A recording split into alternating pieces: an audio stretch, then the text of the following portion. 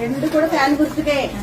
రేగం మచ్చలింగం గారు అలాగే గుమ్మ తనుజారాణి గారు గెలిపించాలి. సో రెండు కూడా ఫ్యాన్ గుర్తు కోటేయాలమ్మా. ఒకటి ఎమ్మెల్యే అభ్యర్థికి, ఇంకొకటి ఏమో ఎంపీ అభ్యర్థికి. ఓకేనా? సో మీరు ఆశీర్వదించాలి. ఇప్పుడు పెన్షన్ కూడా పెంచారమ్మా. పెన్షన్ కూడా 3,000 కదా, ఇప్పుడు ఎలక్షన్ తర్వాత 3,500. మీకు తెలుసు, నిన్న పెన్షన్ తీసుకోవడానికి ఎంత ఇబ్బంది పడి ఉంటారు.